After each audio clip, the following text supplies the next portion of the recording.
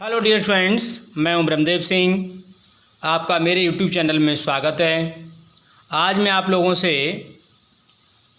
N elegy written in a country churchyard composed by Thomas Gray poem का central idea के बारे में discuss करूंगा। और डिस्कस करने से पहले आप लोगों से रिक्वेस्ट है कि अगर मेरे चैनल से आप नए जुड़े हैं तो प्लीज़ मेरे चैनल को सब्सक्राइब कर लीजिए, बेल आइकन को दबा दीजिए ताकि हर नोटिफिकेशन आपके पास पहुँचे। लाइक करिए, अगर मेरी वीडियो आपको अच्छी लगती है तो लाइक करिए और कमेंट करके बताइए आपको कैसी अच्छी लग रही हैं, कैसी लग रही हैं और आप इसमें क्या इम्प्रूवमेंट चाहते हैं। देखिएगा, सेंट्रल आइडिया देखें आप, और लाइन बाय लाइन एक्सप्लेनेशन में पहले कर चुका हूँ, वीडियो डाल चुका हूँ।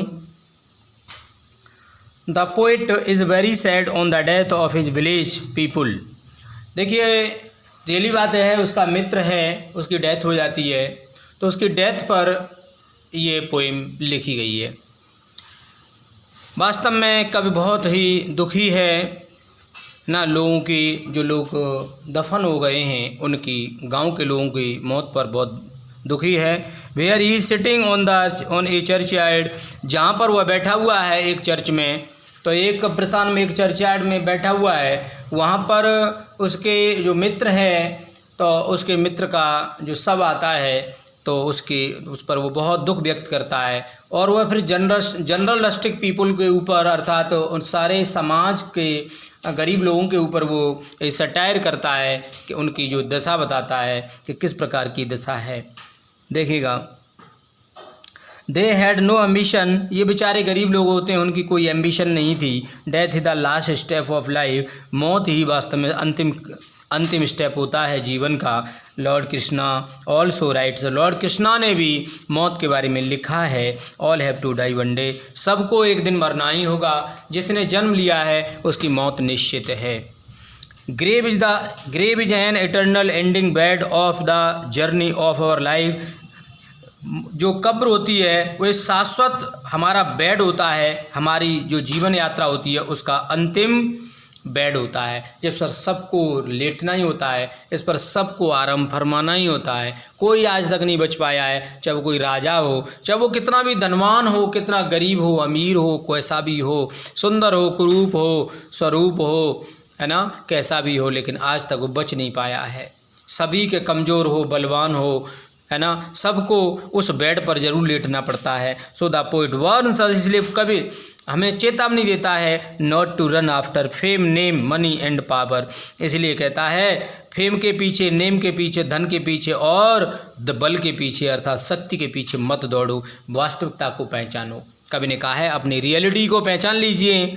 इन द एंड, और अंत में द रोमांटिक पोइट, और रोमांटिक पोइट जो है वो कहते हैं, ये थॉमस ग्रे रोमांटिक पोइट थे, says that nothing in life is permanent, अर्थात इन लाइफ, जीवन में कुछ भी, अर्थात जीवन में कुछ भी स्थायी नहीं है, प्रकृति में कुछ भी स्थायी रूप से नहीं है, अर्थात स्थायित्व तो किसी चीज़ का नहीं है। बच्चे अगर बात करते हैं तो आत्मा, परमात्मा, है ना, और प्राकृतिक शक्ति जो है, प्राकृतिक ईश्वरीय शक्ति का ही समावेशन है, वही केवल वास्तविक है, यही केवल जिंदा रहती हैं। और बाद में की सारी चीज़ें, महल धमैल, शरीर, न, ये सारी चीज़ें क्या हो जाता है, नष्ट हो जाती हैं, सारी चीज़ समाप्त हो जाती हैं।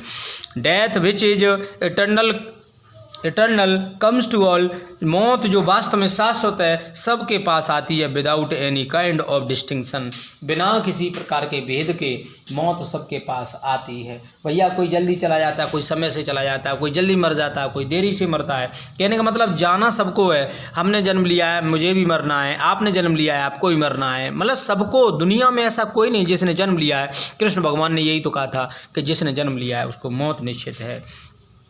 All are equal in her eyes, अर्थात हर का मतलब है मौत से है।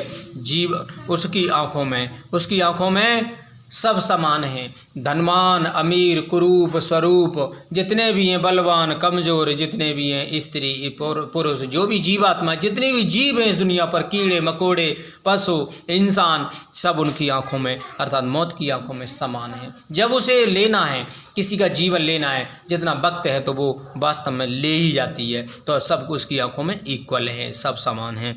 शेक्सपियर ऑल्सो राइट, शेक्सपियर लिखते हैं, ऑल द वर्ल्ड ये स्टेज, पूरी दुनिया एक रंगमंच है and man and women merrily players. मैंने आगे बढ़ा दिया स्टेंजा को, ये उनकी कहावत है, ये प्रोवर्ब है शेक्सपियर की कि सारे स्त्री पुरुष यहाँ पर, ये दुनिया एक रंगमंच है और सभी स्त्री पुरुष यहाँ पर केवल रंगमंच पर अपने अपना अभिनय करने आते हैं, अपना अपना पाठ अदा करने आते हैं और वे अपना अपना पाठ अदा करने के बाद पर्दे के पीछे चले जाते हैं, फिर पुनः जन्म मिल जाता है।